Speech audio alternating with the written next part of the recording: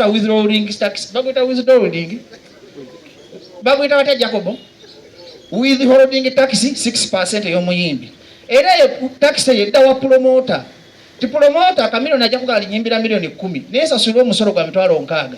ne batusaba national income ngomaka guweddeko engeri gye twebalansingamu njagala mwe n'abali wano mukiriziganye nange nti government eringa egamba nti promoter yokka yalina okuwa omusolo mu industry so singa okujja n'agenda yammwe mwandiga nti promoter owa omusolo gwa kika kimu kyokka bakusaba egyo emisolo esatu naye ate osasudde media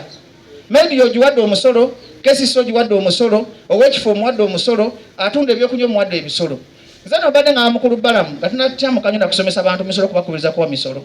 tusooke tubayigirize promoter alina kuwa musolo kikaaki era omusolo gwa promoter gogenda okuwa ogenda gufunamu ki era tuleme kutufuula abantu bano basirusiru njagala tubeekwate nabo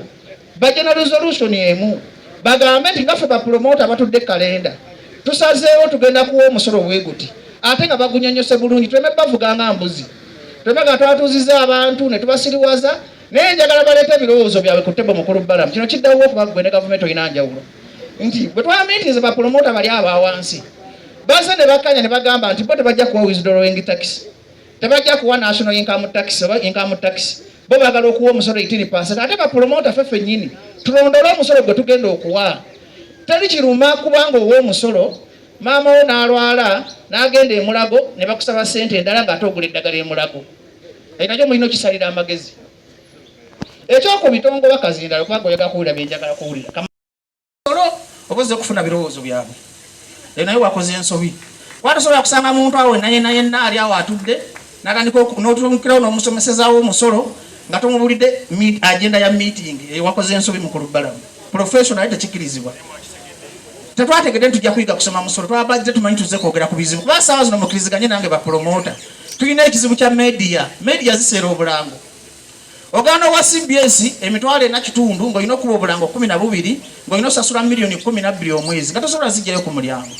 tulina ekizibu kya poliisi okuwa security kalinzi nkola Uganda Museum buli mwaka mbawo obukadde 12 tulina nemate sijjajjogera kuba nemetwalo emitwalo 215 tulina ekizibu kya state council okuwa license obeera ku mavivi ngo bawadde ssente n'okusaba okuwa license yo zeno bantu tulina emiwendo gy'abayimbi tikenzo asobola okusaba obukadde 2 naye ng'ogenda mutegeka wano ku kalenda ng'ogenda funa abantu 13